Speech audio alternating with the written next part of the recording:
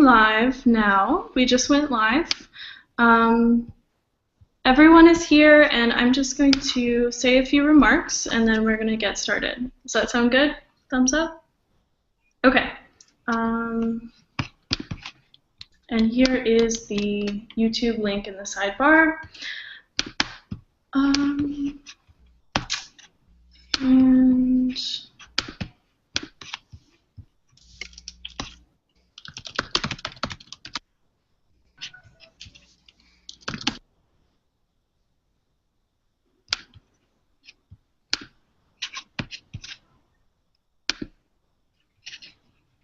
one second.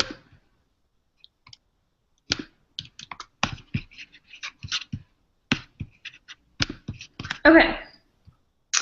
Hello, and welcome to Wikipedia and Education. I'm Dorothy Howard, a Wikipedian in residence here at the Metropolitan New York Library Council. Before we get started today, I'd like to point out a few features of the webinar. If you're tuning in live, we'll be on YouTube, and you're either watching live now or archived. We're going to keep the link up at the Metro main page. Feel free to our speakers who are present in the room now, feel free to start a chat with me at any time.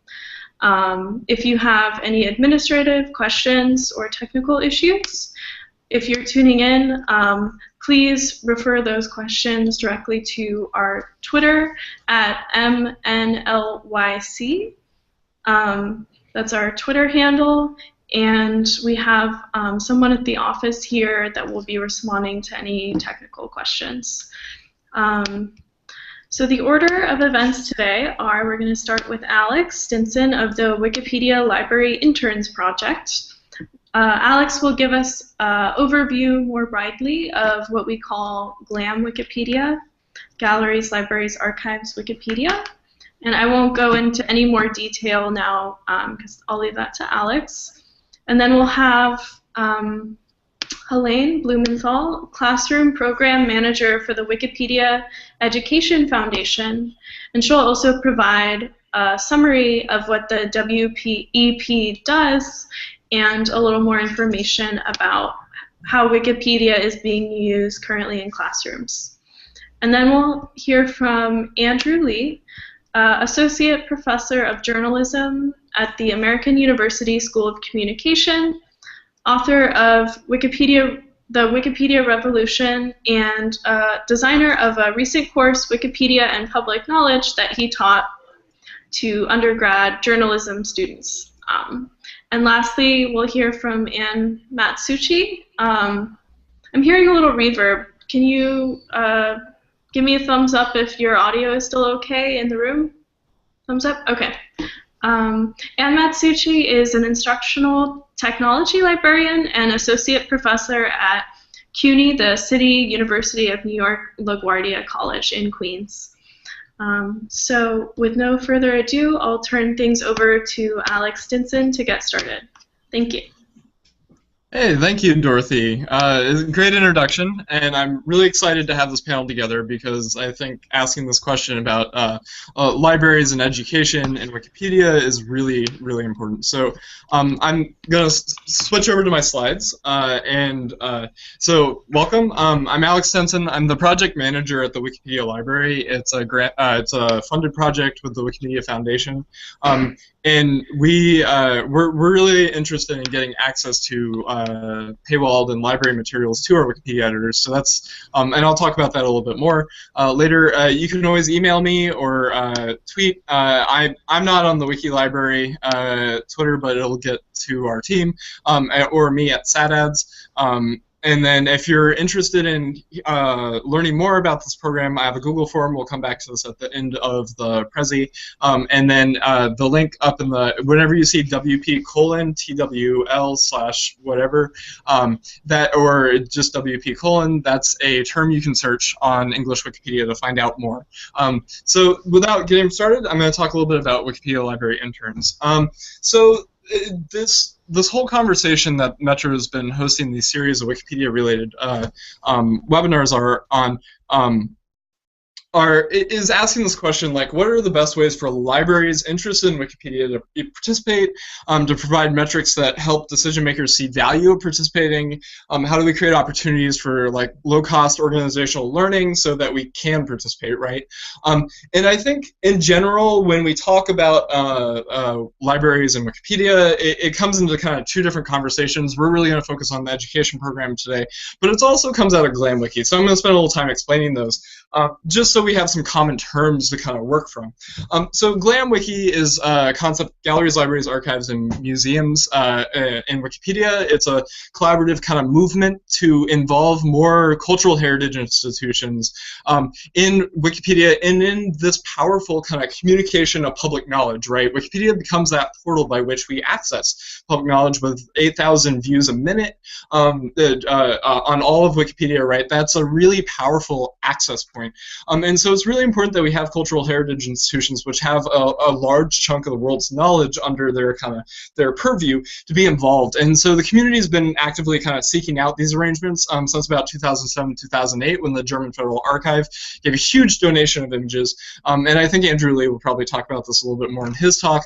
But these kind of cooperations usually focus around a kind of high investment model of energy and time, both from the Wikipedia community and from the institution itself. So the common model is Wikipedia in residence, started in 2010, where a volunteer or a Wikipedian who comes in and becomes a paid employee of the cultural institution comes in, engages volunteers in live and online events. And the British Museum is a really good case study. And in about a month, they create hundreds of articles. And all of these articles link back to the British Museum's content, their topical area, their knowledge. It's a way of connecting their knowledge. And a lot of this activity happens around editathons, which are engagement events that where volunteers edit topics around the organization's interest. For example, I ran an editathon at the National World War I Museum in Kansas City last week. And they're really great ways to engage volunteers. They're happening like almost every week. There's one somewhere in the world. There's image donations like the German Federal Archive. There's transcription, and there's this concept of Open Glam, which is kind of grown out of what Laurie Bird's doing at the Children's Museum in Indianapolis. So there's these very it's a very large kind of scoping movement that to get people involved in, like, how do we get free knowledge, open knowledge, how do we open up the museum for access for these cultural institutions. But this is sometimes hard to start, and I think, you know, some institutions are have a few reservations for good reason, because it requires expertise in Wikipedia to get these things moving. It's also kind of a big organizational investment. For instance, the editathon I ran with the National World War I Museum, because it's the first time they've ever interacted with Wikipedia between myself and the staff organizers. We spent about 80 hours of work, you know, between 4 or 5 people prepping for this event. And so just having conversations was about how do we learn, kind of asking those questions. And so Glam is really good, and I really encourage people to go explore it, but if your organization is not ready for it, this may not be the best option. And then what we're talking about today is education, and I'm not going to talk much about this because my colleagues are going to talk a lot more about it in this panel, but the whole concept behind the education program is we want expert knowledge, in the case of professors who control it, to leverage student manpower to get that knowledge up on Wikipedia, and that by assigning them editing assignments. And so this works really well. There's been thousands of classes supported at this point. There's lots of training materials. There's a class management tool on Wikipedia. There's training for support personnel. So there's support from the community.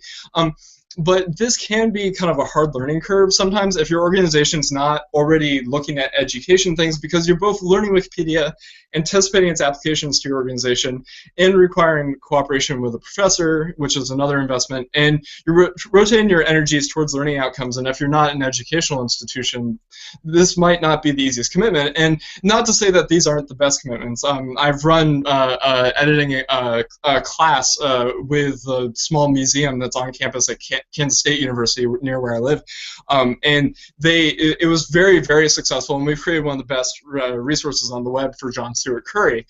So it's not to say this is a bad idea, it's just it requires a little bit more investment in energy and time. And so this question, when we come back to asking these questions, the community hasn't provided a lot of like low cost, high return options. But that's not to say that people haven't been looking for them. So this has happened in so as far back as 2007. The University of Washington published an article where they spent about a month and a half adding links to Wikipedia related to their special collections as references, as external links, and it didn't cost them a whole lot of energy or time or understanding the Wikipedia community. They learned a lot as they went through, but they saw an increased traffic and return on their kind of public knowledge that they're disseminating on the web, visibility. I saw this in 2009 when I was a freshman in college, and I looked at it and I got an internship with the Army Center of Military History, and I did much the same thing, just as GlamWiki was in formation. So there's a lot of like conversation about how do we create engagement. 2009, 2010. How do we create engagement? How do we get information up? In the Army Center of Military History, I did a lot of editing by myself. It wasn't a community engagement thing. It wasn't a big organizational investment thing.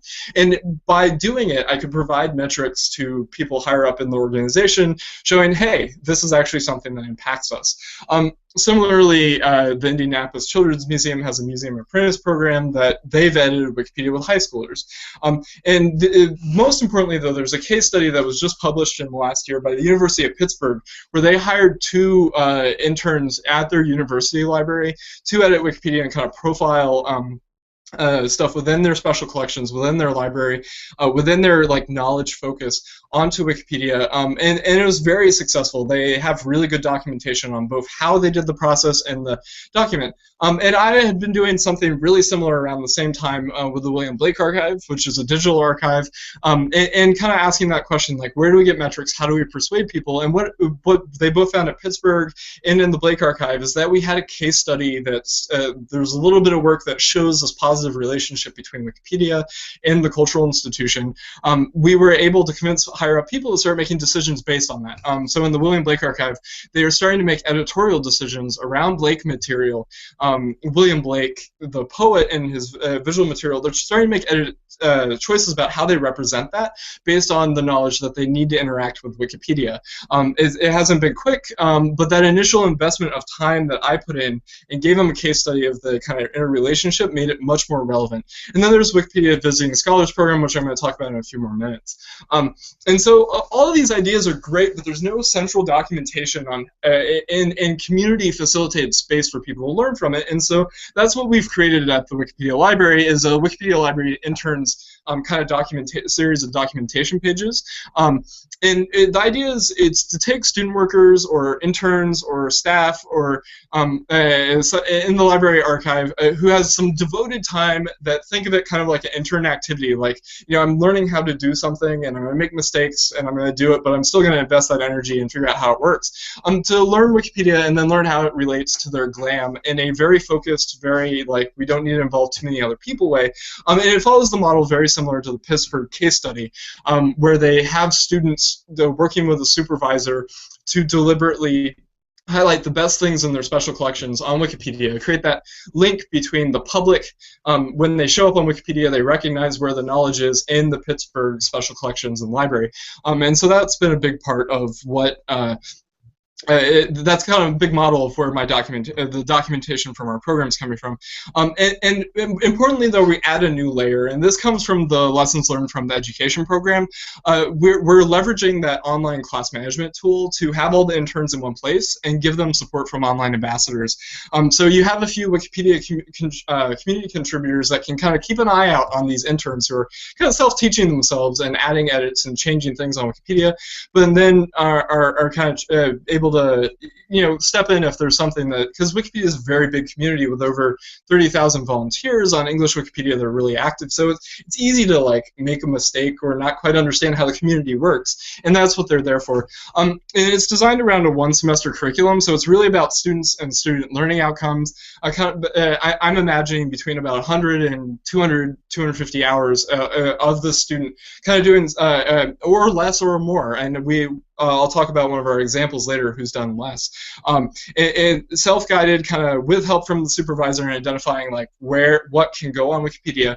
It's a relatively low investment, and it's a nice thing because the tool allows the class management tool allows kind of exchange between the interns, and so we're able to give them kind of the central space to talk about that too. Now, we've had a lot of kind of interest expressed, but we're only able to get 2 interns kind of working this fall. One of them was at the Corning Glass Museum in Philadelphia, I believe, and there the student is working on glass, and she's been really successful with only about a few hours a week, like 2 or 3 hours a week, editing Wikipedia. But they've been able to work on 2 or 3 articles now where she's added content related to their organization. They've been able to disseminate knowledge around glass, which is their mission. And more importantly, she's seeing this as a learning outcome experience. So if we're thinking about education, I think there's a really important part of, if we send someone to Wikipedia, they need to think about learning, because you're learning a community, but moreover, you're taking away skills that can further you in other parts of your career, your expertise. And so she's learning librarianship practices. How do we access materials that we have in our library? How do we communicate access to those to people who don't have it? How do we access materials outside our library? It's kind of the same thing that would happen as a librarian was filling a research request. Moreover, the student is figuring out how to do public and digital communication of the resources in the library. And if you were trained in the libraries community or the archives or the cultural institution community, more than 10, 15 years ago, you probably weren't trained to think like, how do we think public and digital communications all the time? And that's unless you've come back and like reinvestigated the new practices. And I've encountered a number of libraries and archives and GLAMs where they need that skill. They need more people who have that skill. And so the student actually gains a big chunk of that doing the Wikipedia activity, and able to kind of reflect on that with their supervisor and like, how does this apply to our career, our field, or cultural institution? Moreover, it reinforces research and writing skills in a very specific a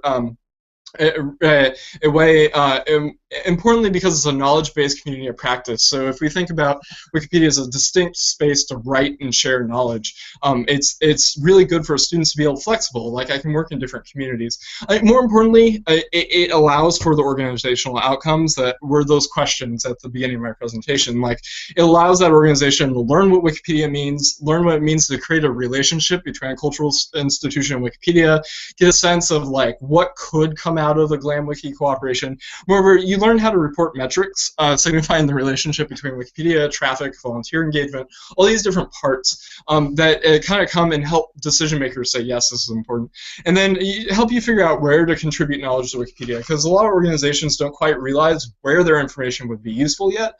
Having one person that you can kind of work through that idea with allows you to create this kind of institutional knowledge. Like, we have all these things that could have been done by this one student. Now we can go and look for more people to explore and arrange and get actively involved. And so this is all part of a larger mission that we're doing at the Wikipedia Library to kind of close the circle that Wikipedia has become the place where the public Wikipedia communicates to the public that there are libraries and publishers and research materials out there through the references, through the footnotes and whatnot. But for order that to happen, libraries and publishers need to give access to Wikipedia editors, and in turn, Wikipedia editors need to put that resource material on Wikipedia. So it's kind of a self-fulfilling loop of knowledge dissemination. Like, how do we get it out there?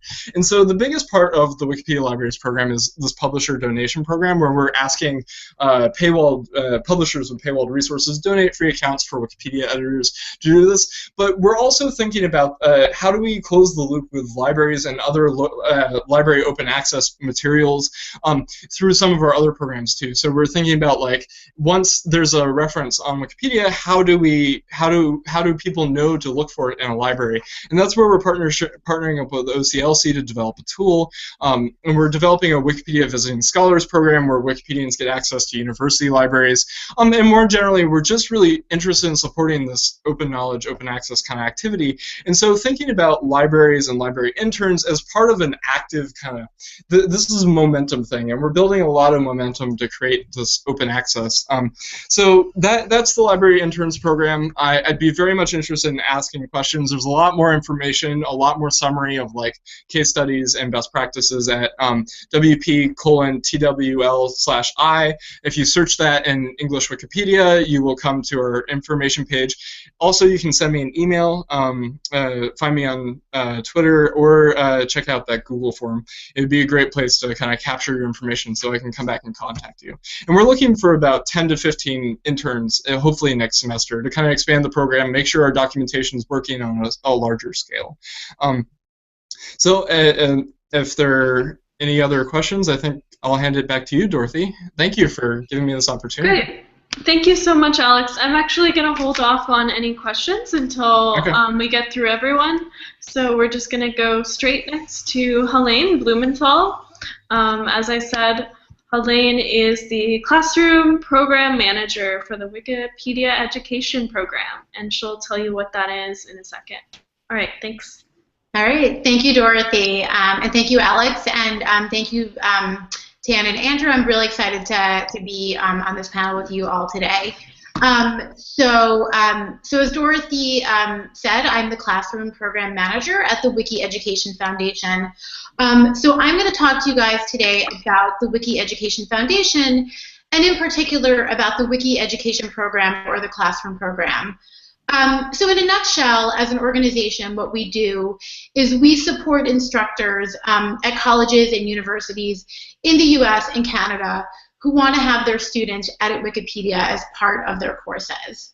So before I go into what that means and what that looks like and what students get out of editing Wikipedia as part of their coursework, I thought I would actually start by showing you what some student editing on Wikipedia looks like.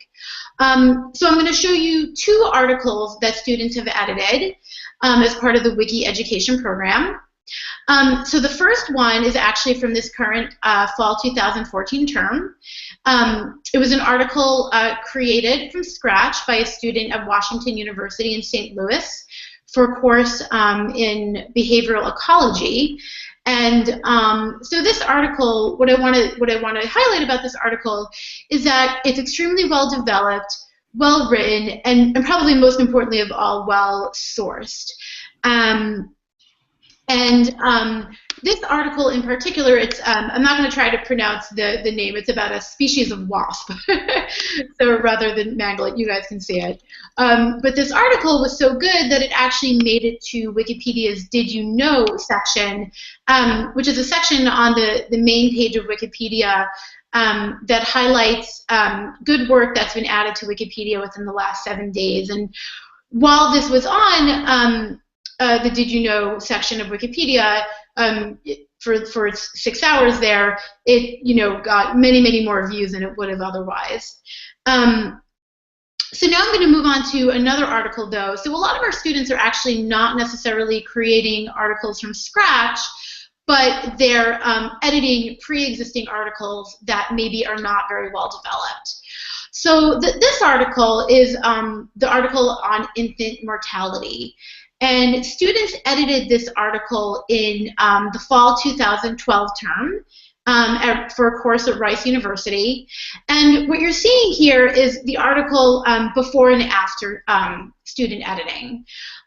So as you can see, the article is much more well developed, much longer, and not that necessarily quantity equals quality, but this student did really flesh out many of the topics and expanded many of the sections for this article. And again, really importantly, the sourcing. So we've gone from 25 sources from the original article to 72 sources for the student-edited article. And this article in the last 3 months alone has received 75,000 views.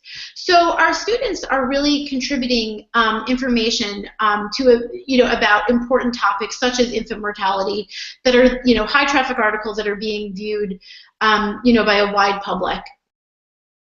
So now that we've seen sort of a couple examples of student work on Wikipedia, I thought I would transition into talking about what are the major learning objectives of assigning students to edit Wikipedia. What do students get out of this experience?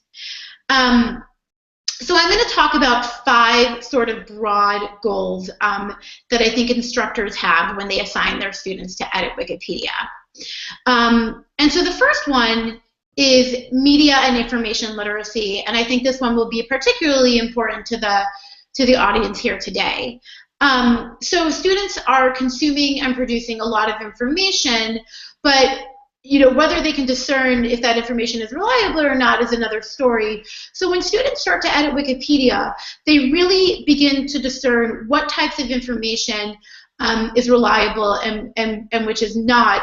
And because Wikipedia has such strict sourcing requirements, students are really compelled to learn how to identify, obtain, and use verifiable sources for their work. And what that means is that they're turning to the library. They're turning to their university libraries and their university librarians. And even though writing for Wikipedia is inherently an online experience, it's actually often what we have found the first time students are really engaging with their university libraries, because they have to learn how to research and obtain really good verifiable sources for their Wikipedia articles. And along the same lines, they are learning how to conduct research in the library, and they're learning how to conduct research for a variety of different media. And so the next objective, writing skills, and some of these are going to overlap with one another, writing for Wikipedia is a pretty different experience for many students than writing your typical course term paper. So it's not persuasive writing. They're not using original research. They're not drawing conclusions, but it's encyclopedic, fact-based writing.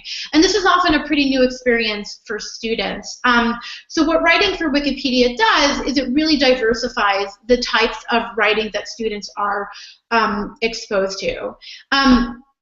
Secondly, because students are writing for such a diverse audience that may have little to no familiarity with their topic, they really have to learn how to write clearly and concisely for that type of audience. And then lastly, because writing for Wikipedia is a communal process, students are learning how to incorporate feedback into their writing, into their revisions, which doesn't necessarily happen with your typical course term paper. And so the next objective, critical thinking and research skills. And so when students begin to write for Wikipedia, whether they're creating an article from scratch or expanding a pre-existing article, they really have to have a good grasp of the topic that they're about to write about. And so what that means is they need to be able to identify, whether if it's a pre-existing article, what is missing from this article, or what should be removed from this article? What can I add that will actually make this, a high-quality article for Wikipedia? And so it really requires a close analysis of the topic at hand and of the article if there's a pre-existing one on Wikipedia. And what that really means is that students are learning how to conduct a good literature review.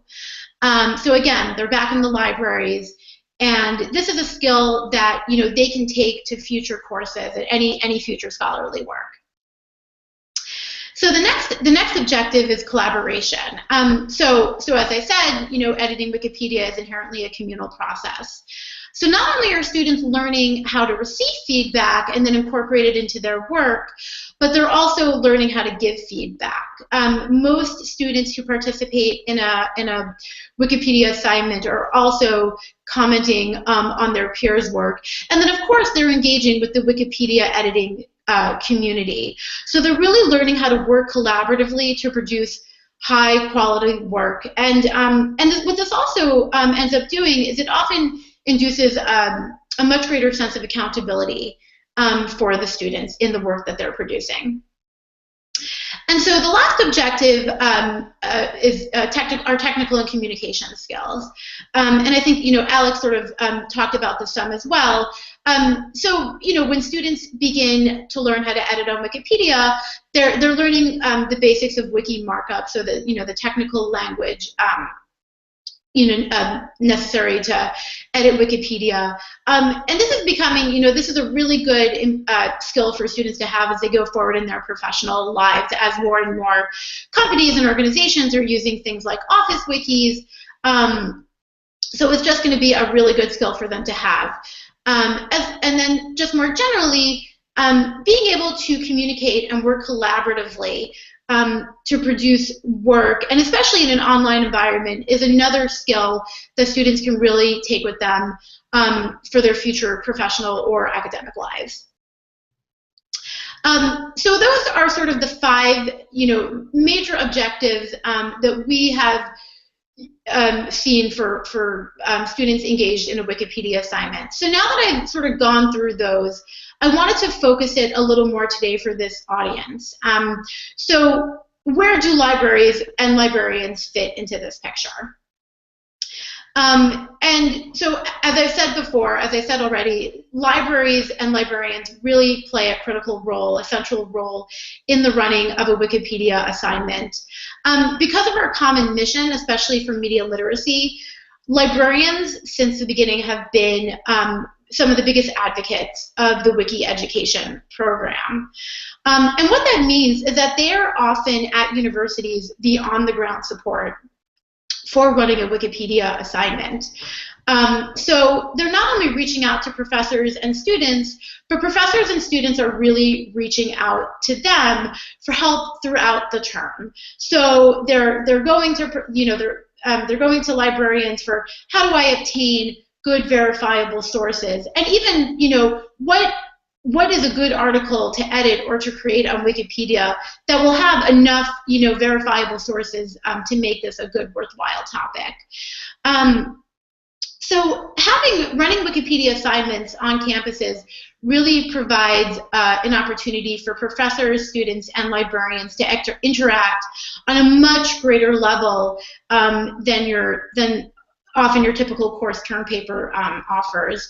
And it really allows librarians to introduce students to what their university libraries have to offer, and really empowers students to use those resources wisely. And so because we recognize how important librarians have been to this mission, we try to support them as much as we can. So whether that's providing them with pamphlets or other materials for running a Wikipedia assignment, helping them to run workshops at their universities, or simply connecting them with professors and students. So again, just reiterating that librarians, university librarians, have really played a very critical role in the running of the Wiki education program. So I'm not going to give you more case studies because I think Anne and Andrew are going to do that. So before I wrap up, though, I wanted to just give you some bigger numbers to demonstrate the impact of the Wiki education program in the last 4 years of its operation. So in that time frame, we have reached about 200 different institutions in the US and Canada. We have worked with about 500 different courses at those universities, about 9,000 students, and those 9,000 students have edited 16,000 articles on Wikipedia. And to give you a sense of what that actually translates to, that's about 44,000 printed pages, or 26 copies of War and Peace. So this program, in a short time, has had a really large impact, both for students and for for quality work going up on Wikipedia. And of course, we are constantly expanding and growing the program. I wanted to thank you all again today, and just if you are interested in finding out more about the Wiki education program, please feel free to email me at helene@wikiedu.org, or go to our website, wikiedu.org, where you'll find really a wealth of information on how to use Wikipedia as a teaching tool. Thank you very much. Thank you so much, Helene. That was really informative. I especially appreciated that War and Peace infographic. I want a copy of that image. So now we're going to move to Andrew Lee. Andrew, as I said, is the Associate Professor of Journalism at the American University School of Communication, author of the Wikipedia Revolution, and designer of a recent course, Wikipedia and Public Knowledge. Andrew, I'll let you take it from here. Great, thanks a lot. And if you have any problems seeing my slides, feel free to let me know, because I can't see anything else on the screen unless you say something to me, I won't know. So let me just make sure I can do that. I'm going to screen share here for a second. Screen share. And hopefully you can see that on the screen. Looks great. Great. Great. Well, thank you so much. And that was really great hearing from the Wiki Education Foundation. You know, I've been working with Wikipedia since 2003, and hearing some of those stats about how much students have contributed is still breathtaking in terms of what we can do with Wikipedia in the university sector. So as Dorothy mentioned, I teach at the American University here in Washington, D.C., and one of the main attractions of joining American University last year was being in the heart of so many great libraries, museums, and the whole GLAM environment. In fact, Alex and I spent many sessions here in DC working with the cultural sector, and I just couldn't imagine a more interesting place to be working with Wikipedia and with all the GLAM entities in DC. So I hope to talk to you a little bit about what we're doing and some of the philosophy behind that. As Dorothy mentioned, I wrote a book called The Wikipedia Revolution, How a Bunch of Nobodies Created the World's Greatest Encyclopedia. And I'm quite proud that I don't think I've ever had any Wikipedia editor ever come up to me and said he or she was insulted by the nobodies part of my title. In fact, I think there's a little bit of pride in folks saying, we're kind of nobodies. We're all together in this and making something great, but just any one of us on their own could not have done it by ourselves. So I thought, since I'm talking to a lot of librarians, I love telling people about my general philosophy about Wikipedia when I talk to students and professors. And I always say, no better starting point for research than Wikipedia, but there's no worse ending point for research than Wikipedia. And folks into military history will appreciate that, and it was inspired by the Marine quote, no better friend, no worse enemy. And I think that's the great kind of starting quote I give my students when talking about Wikipedia, because we all know that they use them, and we all know that they've used it at midnight when their paper's due 5 hours later. But that's really interesting working with students who used Wikipedia but never edited it before. And how I usually try to explain why I'm teaching about Wikipedia in a journalism school and why I've been researching it for over a decade is that I think it really is one of the most interesting creations that human beings have ever put together. And the reason why is because even before Wikipedia came around, I had asked this big question about what do we do, or how can we use the internet to fill in what we call a knowledge gap. So here's how I explain it. Wikipedia's role in regard to news and historical record is quite interesting. If we think about how we think about information priorities, right? We usually say that information has to be accurate first and foremost. If it's not accurate, it's not information. Andrew, Yes. I hate to interrupt. I can't see your slides at this moment. Oh, were you seeing it okay before? There they are. Yeah. Oh, but the animation wasn't working. Let me try it again. That's good. Are you seeing it now or not? No. Okay, I might just have to go solo on this. Okay, That's so you good. can see it now, though, Yeah. right? Yeah. Okay. So, first and foremost, information has to be accurate. If it's not accurate, it's not information, right? It's misinformation, or it's actually not adding anything to your body of knowledge.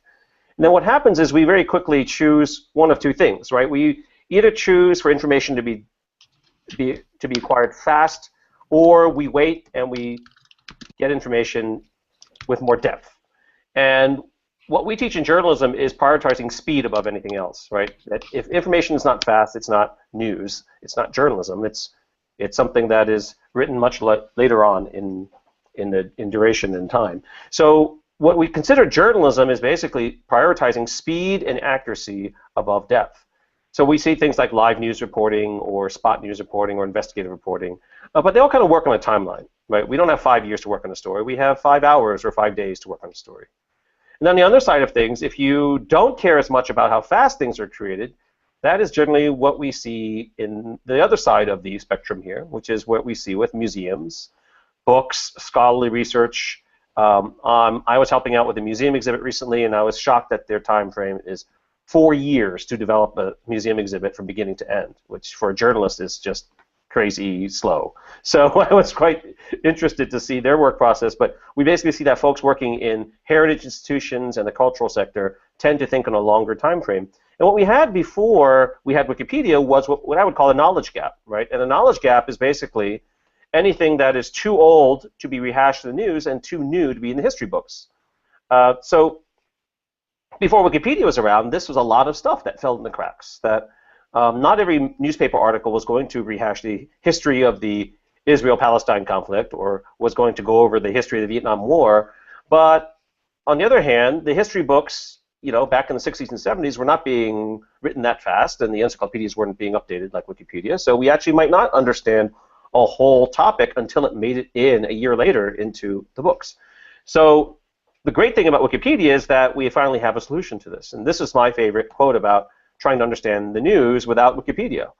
Trying to determine what is going on in the world by reading newspapers is like trying to tell the time by watching the second hand of a clock, right? So it's really hard to imagine a world without online news searches and Google and Wikipedia, because this is really the state of affairs before we had these sources. We basically had to accumulate knowledge as we read them in the news, and hopefully we could sift and curate all that information in our brains, but now we have other ways of doing that.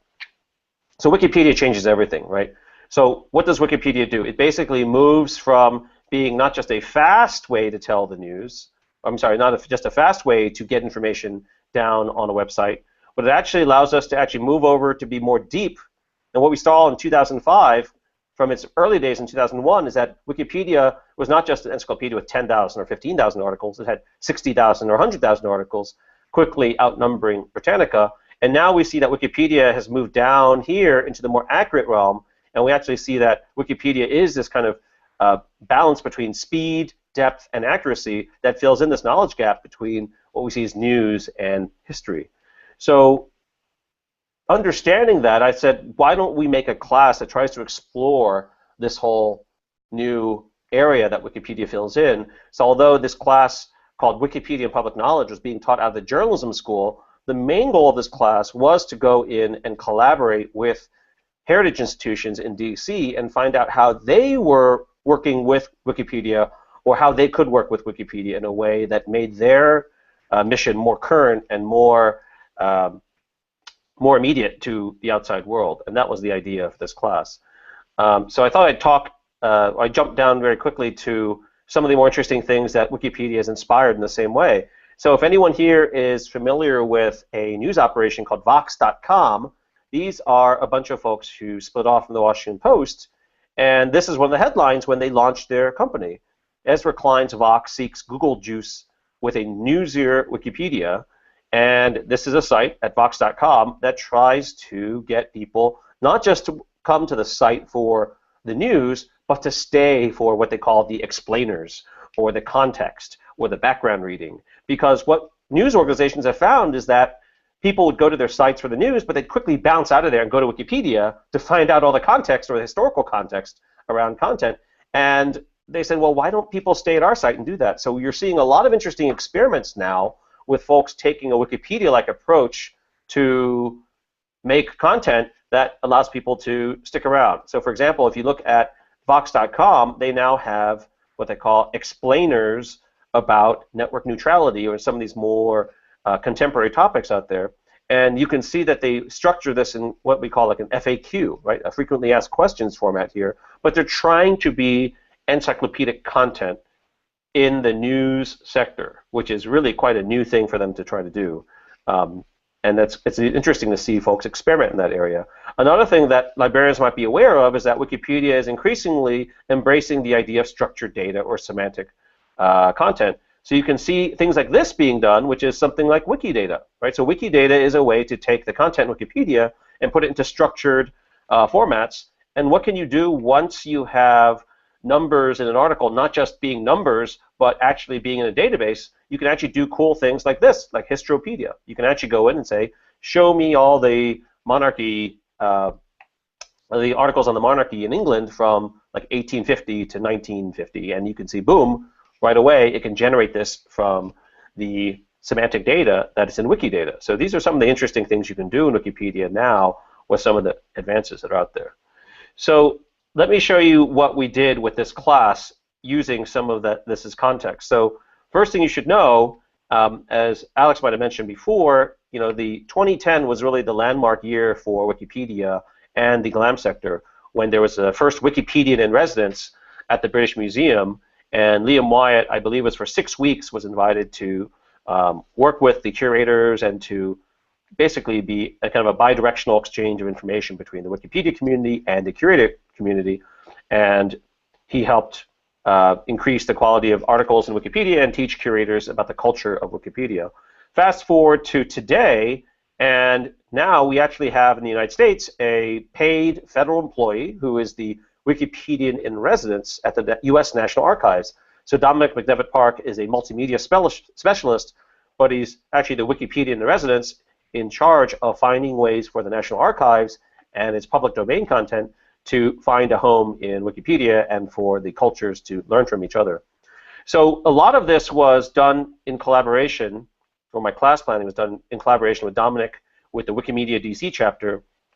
And we decided to try a bunch of editathons in the 15-week class. So the basic structure of the class was to have 15 weeks, of which the last 10 weeks were all editathons and their final project. The first 5 weeks we used to train them to be very highly competent Wikipedia editors, how to upload images, to understand the policies of Wikipedia, to edit as many articles as they could, that they could learn from. And then in the last 10 weeks, we did an editathon every other week. So the first editathon we did was at the National Archives, where we actually got students to go and actually pick up artifacts that had never been scanned before and use the main library section of the National Archives to actually scan these documents, tag them with metadata, and upload them. And this is basically just to get students to kind of walk a mile in the shoes of an archivist or a librarian, and this is really quite eye-opening to them. They didn't realize how much work there was in trying to decipher artifacts that even experts, who had tagged them and tried to figure out what they were, just had to make their best guess at what they were. So students had to put the right metadata in there, upload them, and you can see on the right-hand side there is the archivist of the United States, David Ferriero, who actually was there to watch our students and give them a pep talk. And that was a huge moment because David Ferriero is one of the biggest fans of Wikipedia, and he's our head archivist of the United States there. We also went off to do a bunch of other editathons in the process. Part of this was an outreach as well. We invited not just the National Archives, we invited folks from other branches of the government. We invited folks from the Smithsonian, Library of Congress, and other institutions. Some of the folks who went were the folks from the Smithsonian Asian Pacific American Center, and that inspired them to create their own editathon after the semester is over. So there was a pretty nice outcome from this class in that by inviting folks beyond just the students, it inspired other folks to do their own editathons, and this is one done in New York City, which was done on May 10th in several cities across the United States. One of the more interesting editathons that we had was with the National Museum of the American Indian. This is a great example of how that museum is trying to be a living cultures museum to address issues that are still ongoing. So one of the things that we did was combine forces with their curators to update and to create new articles on contemporary Native American artists who would probably not get their article accepted into Wikipedia unless you had lots of evidence and lots of citations, and librarians and curators there were there with a pile of books to help support the creation of those articles, and they stuck around. And also, there were a bunch of students who attacked the issue of historical accuracy of articles in Wikipedia related to Native American affairs, and a few also attacked the Redskins naming controversy, which was really interesting, that the Museum of the American Indian had been at the center of the conversation in Washington, D.C. on whether the Washington Redskins football team's name was offensive or not. And In fact, some of the students helped to update the article there with more current information than was in the article itself. So this is a good example of some of the things that went on in the class. I'm going to try to full screen this, Dorothy, just to see if you can see it. Can you see that there? No, we can't actually. Oh, okay. Maybe zoom in? I can see it actually, okay. I see it there. Okay, but there's no animation. That's okay.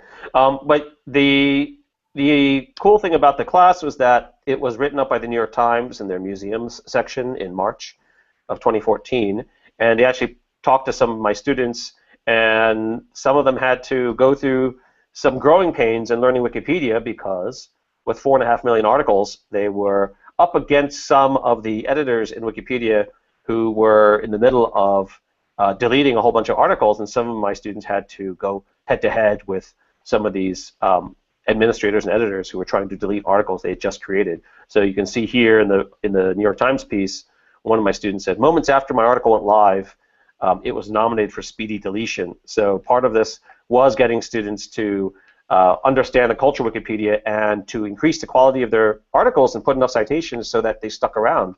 So this is something that was talked about before about the media literacy, that not just anything you contribute online to Wikipedia will stick. You've got to do your homework. You've got to do the rigorous research and put the right information into articles. And then finally, this will probably be interesting to librarians because this concept is fairly well known among museum folks and librarians, but as a journalist, this is quite a new one for me.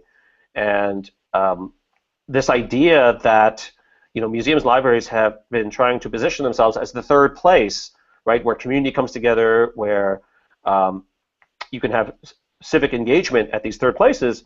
In journalism, we don't really live in a physical third place. We try to provide information that provides for a virtual third place. And that's kind of how I see Wikipedia working with museums and libraries, is trying to work with them to provide a virtual third place where folks can come online and provide their labor and their knowledge to create an online kind of always-on encyclopedia that continually is refreshed and provides the best information that's out there. So I thought I'd just close with 3 interesting challenges for Wikipedia going forward that that some of you may or may not know about. So for the last year, I've been closing a lot of my talks with these 3 challenges. So number 1, Wikipedia is inevitably going to be majority mobile by 2025. These are some of the numbers we looked at just recently, that right now 33% of Wikipedia traffic is mobile. In about 10 years, it'll be 50% or more. And if you look at the stats for news sites like CNN, BuzzFeed, BBC, it's all the same thing. This is not new, but it might be new for lay people. So what does this mean for participation? What does it mean for browsing, creating content?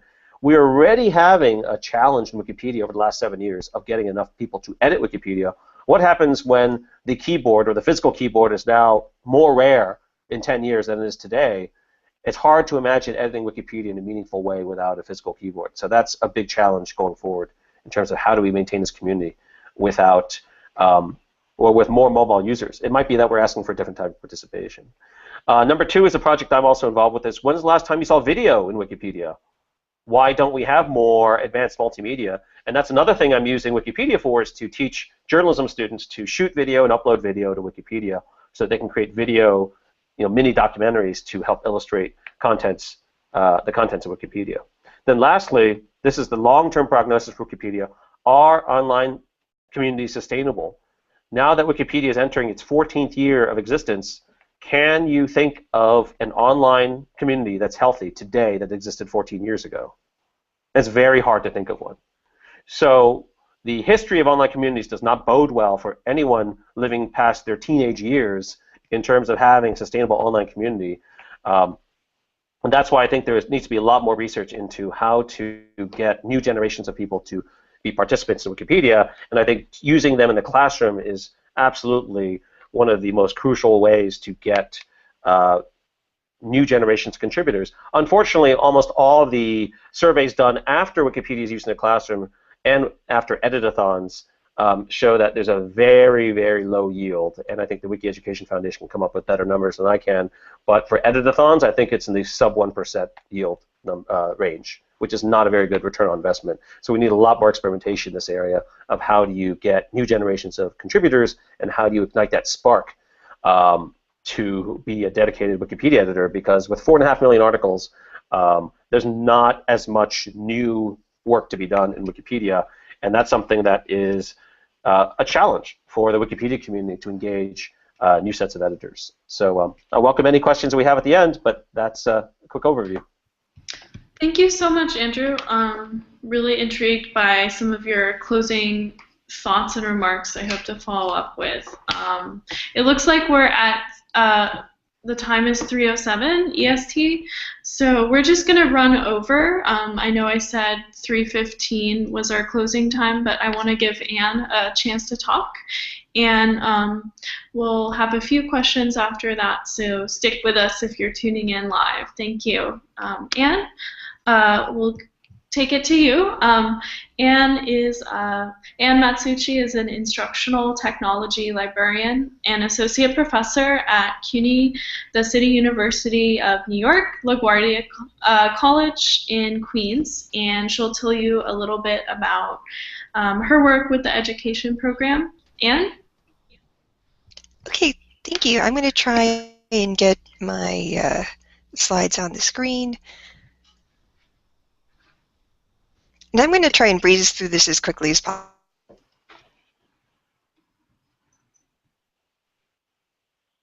because on a great deal of the things that I'm going to be talking about too. Slide.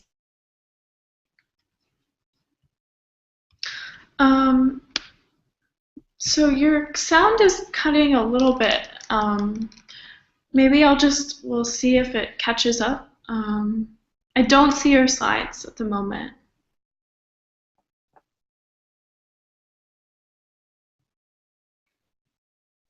Anne?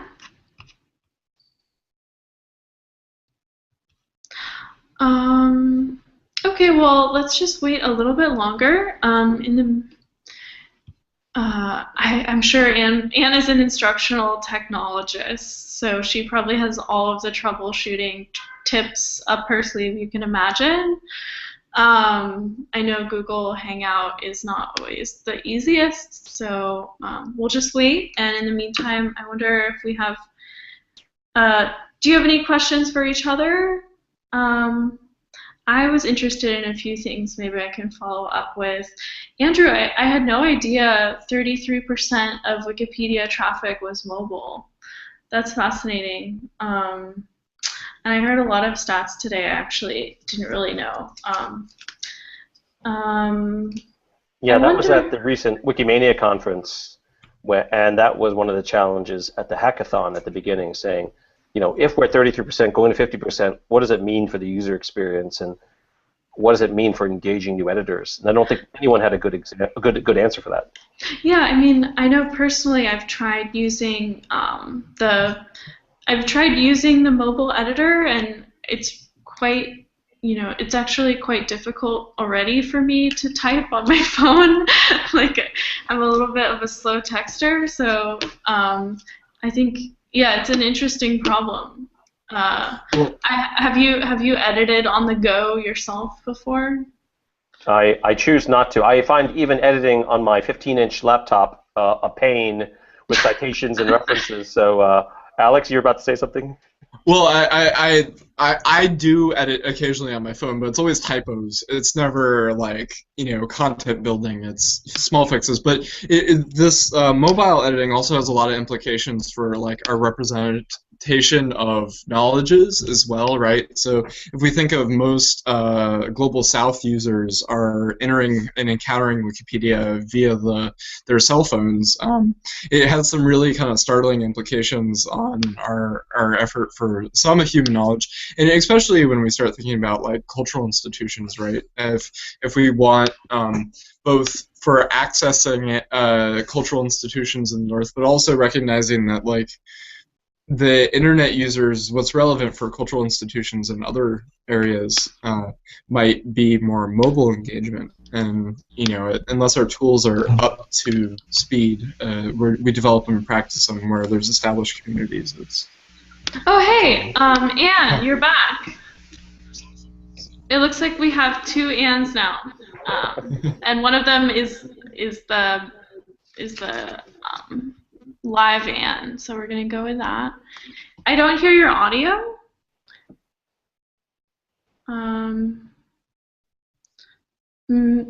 Maybe try turning your mic on Google Hangout. It looks like the instructional technologist prevailed with the troubleshooting. So,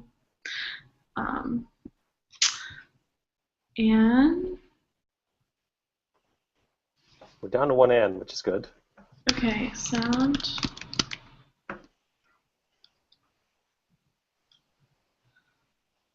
One N.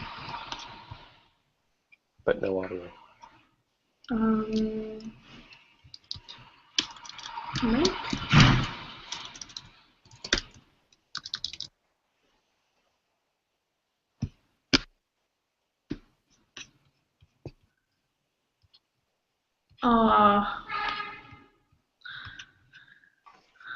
We had our audio earlier.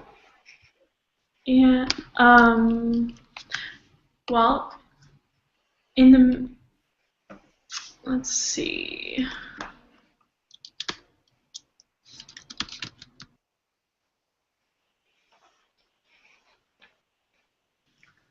There's always some How's sort this of... now? It works. Oh, okay, great. Okay, perfect. All right, maybe I'll just cut out those 2 minutes in the live tape. Yeah, apologies about that. Yeah. No, that's fine. Okay, are you ready to get started? Or we did introductions, but again, this is Ann Matsuchi, and hopefully you can get the screen share working.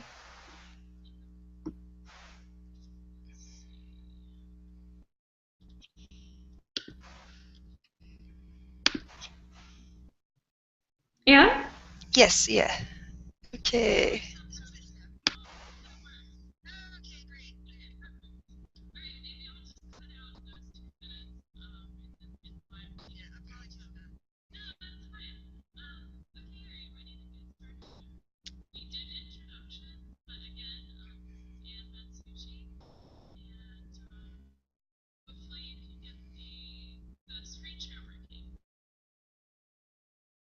Sorry, just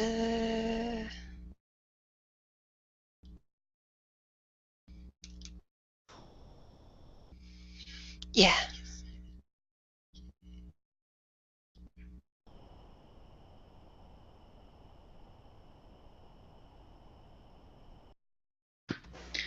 There's so much echoing. It's a little bit. You know what? You can just...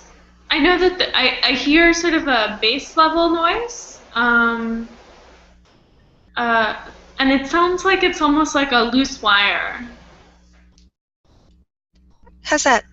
Is that better? I would say, just I think I can hear you okay. There's some background noise, but I guess we can kind of tune that out. I don't know what that sound is, but it sounds like a wire, a loose wire. Do you want to maybe like tighten any wires?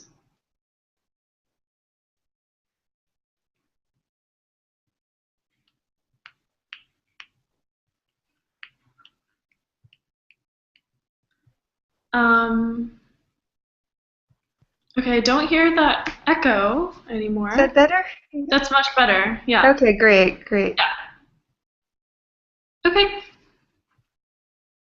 So, can you see my slides? No. No, okay. Let me try once more.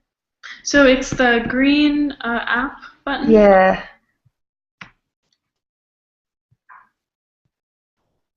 Yeah, I see a black screen. There. Yes. You see it? Okay, great. Yes. Okay. Okay.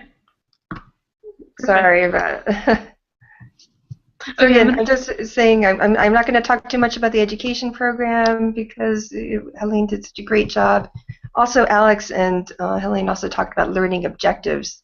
I'm just going to talk mainly about an English class I worked with last semester with Professor Jimena Gallardo Smith, who's a noted science fiction scholar. and her class was an English 103 class on the research paper, and the text that she focused on was Octavia Butler's Kindred. And one of the things she noted was that the Wikipedia entry for Kindred wasn't that great, and so this was sort of an opportunity for her to bring her interest in improving Wikipedia content for another malign genre, science fiction, and getting the students involved in improving that entry. She was also talking a great deal about her interest was also to sort of illustrate the difference between different kinds of writing, encyclopedia writing versus the thesis-based writing. That so her class they were going to work in small teams on improving the entry for one entry for Octavia Butler's Kindred. At the same time, they had to do a traditional writing paper process too. This was to sort of help. So the students would use the work that they did for the Wikipedia entry to help them do the research for their own traditional research paper on the text. And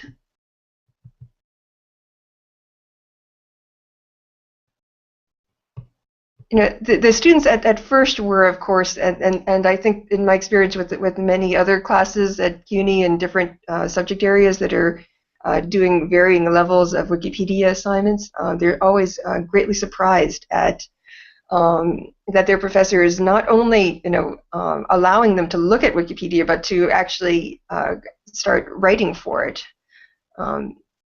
And of course, and there's always going to be some students who will be a bit hesitant at trying this very new approach, but I think the majority of them are very enthusiastic about trying this. And there's a lot of challenges, definitely. I mean, the main one is that you can't presume that everyone's got the same sort of comfort level with technology, especially with Wikipedia, which I think that there's certainly a lot of work to be done in terms of making it more intuitive and usable, and especially usable for mobile users, because that is really at least in my experience, I feel like the majority of our students here at CUNY, I mean, that this is their primary means of access is via their phones.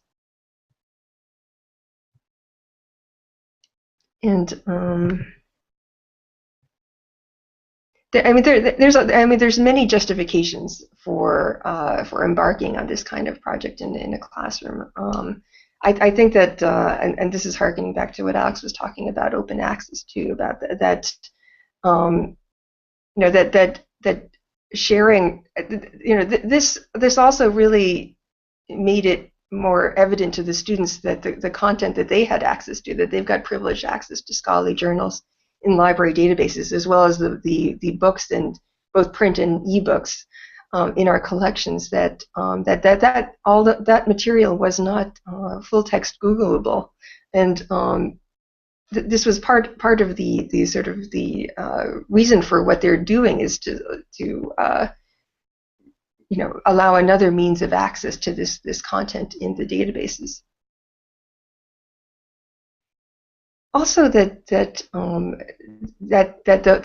Wikipedia also serves as a forum that's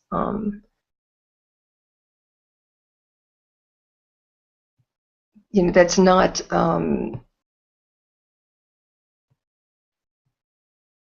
the academic market is sort of it centers on reputation and prestige, and that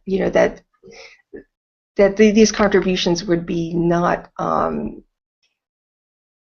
well. Let's see, for instance, the students were encouraged to sort of to create user accounts that were anonymous in some to varying levels. I mean, they had it. We gave them a choice as to whether or not they would create a pseudonym, and we'd keep track of the users and the students' real names, and therefore keep track of their work that way. But most of them chose to choose an anonymous pseudonym because of because that was just probably a good practice for sort of online identities in different forums. There, I mean, it was very challenging for the students too. I mean, it really forced them to look at finding the appropriate sources and being able to translate that into the writing style that's appropriate for a tertiary source, that's Wikipedia, was very challenging. But I think that this is one of the ways in which academic librarians are really well suited towards pairing with classes and projects like this, because not only in this class, but I'm also working with a large psychology lecture size class this semester, and no matter what, these issues about appropriate sources, how to describe secondary sources in a Wikipedia entry, it brings up so many useful conversations about content and citation too, because that this also really makes the ideas behind citation very material, that they really have to think about what each element in the citation is. And I found that especially, I guess, in community colleges, we've got a lot of students that are newer to college life and to the language that we use in academic contexts. And even using the citation tool, which can be a little troublesome sometimes, where a template comes up with boxes to fill in, that really that separates out the elements of a citation, and they really have to think about what each of those words means and what content is appropriate in each box, and that's another task that the librarian is communicating with the students throughout the semester, and again, this really and in the classes that I've worked with, I've visited the classes very regularly. If the classes are on campus, then I'll go almost every session, and not for the entire time, but for a portion of it, in order to help troubleshoot any particular issues or answer any questions. And so this really strengthens the relationship between the librarian and the students and the instructor. Starting from the very beginning. I mean, I'll meet with the professor prior to the class starts to talk about what tasks we're going to put on the timeline of Wikipedia tasks to go through the entire semester. And one of the other tasks that not only Professor Gallardo in this English 103 class, but in some of the other classes as well, is to add images or media to entries, and that of course is going to bring up another big conversation about copyright, Creative Commons, open access, and it also encourages students to create their own images and take their own photos of book covers or of other relevant monuments that would accompany an entry that they're working on.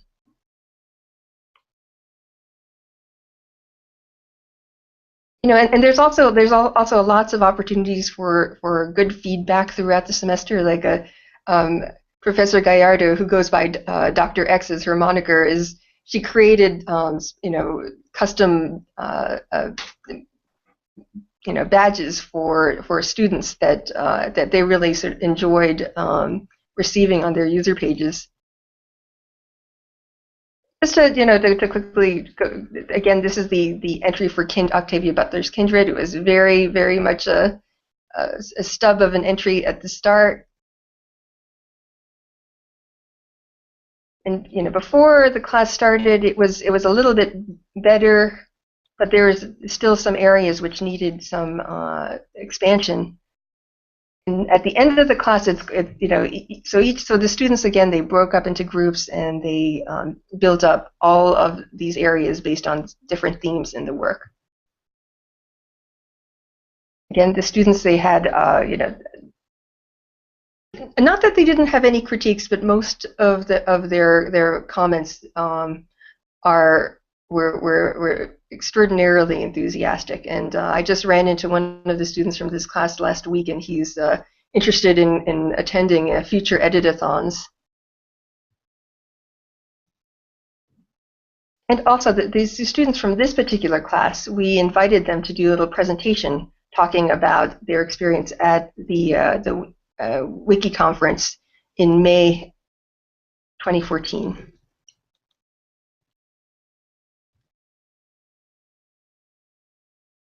It's a great picture. And yeah, I'm going to share these slides with you. I've got links to the different classes that I'm working with this semester, that huge psych class. The professor in that class is actually, I think she's going to be doing a sort of a study about the usage of Wikipedia in psychology, introductory psychology classes, actually. So she's going to probably do some surveying at the end of that class as well. And that's going very well. And I was a little bit intimidated by the size and scale of this class, but it's actually worked out. It's worked out much better than I expected. I mean, they're all broken up into teams. There's a lot of opportunities for peer instruction when you do things that way as well, which is it's a challenge because of the timing, because they have to set aside time to communicate with each other. And of course, there are 2 classes at LaGuardia based on Caldecott and Newbery Award winners, which these young adult and children's picture book award winning books had there was a lot of entries that were just not existing for a lot of these titles, so that was another opportunity for student research. And then there's an introduction to sociology of fashion at FIT this semester too, which is a more not a semester long Wikipedia project like the other 2, but it's a little bit more focused, but it's still I think achieving some of the same goals. So Dr. Gallardo and I, who taught that Octavia Butler class, we've done some local workshops for some of our some of the other English and other departmental faculty at LaGuardia. So we created a little workshop page there, which might be of interest to especially people in the New York City metro area. It's just another starting point for finding out about the education program and just some tips and tricks on how to go about designing a Wikipedia project with your class. And something we're also trying to do is just keep track of some ideas for ways to make the whole process a little easier and more manageable. Okay. Sorry if I'm going on too long. I've got a lot of links, and again, I'll share all my info with anyone interested. Thank you.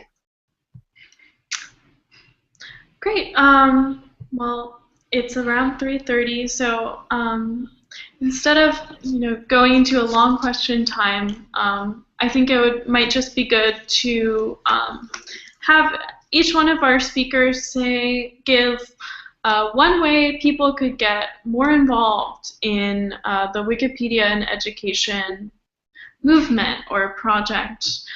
So maybe just one place you can direct people to if they want to know more, or one way for an educator or librarian to get more involved. And then we'll call it a day because we're running a little over time. Anyone want to jump in?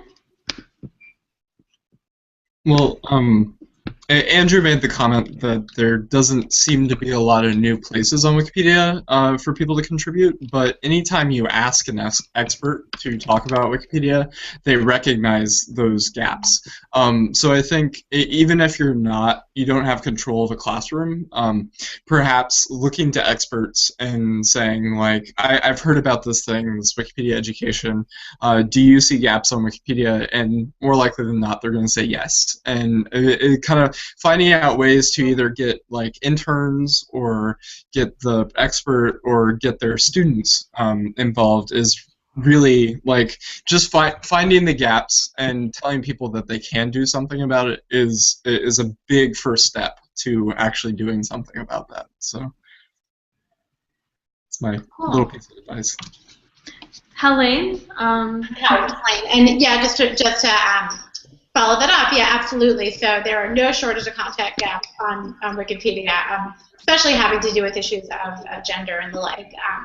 That's the thing we really focus on here, actually, at the Wiki Education Foundation. So just to reiterate, a really great way to get involved in Wikipedia is if you are a professor or a librarian at a university, to just really start assigning your students to edit Wikipedia. And we, again, please go to our website, wikipedia.org, where, we can really help you set that up and make that a very smooth experience. We have a lot of different tools to make that work really well. So, Andrew, what would be your recommendation for someone that wants to get more involved in education and Wikipedia? Find an editathon, go, give us feedback. I mean, one of the things that I'm working on now is trying to make for a better newbie experience in learning about Wikipedia, and I think for too long we haven't been doing a great job of evangelizing. Even when we get folks into the room for the editathon, it's a little bit free form, it's a little bit of, work on something you're interested in. I don't know, we need to have a little bit more of a better user experience at just those kind of initial meetups, and Cool. I hope we can do that. Yeah, I've seen a lot of interesting developments in terms of, lesson plans and curricula and things like that. I think the education program has been really helpful, but there's also a lot of individuals that have been making good curricula. So I agree. It seems like that stuff is on its way. Anne, do you have a one step for getting more involved in Wikipedia and education? Again, the Wiki Education Foundation and finding your local contacts. No matter where you are in the world, there's going to be some local chapter with some people who are interested in, working with your class or offering some advice, or even putting you in touch with some local librarians who might be interested in jumping on board. That's another thing that I found, that there's no matter what,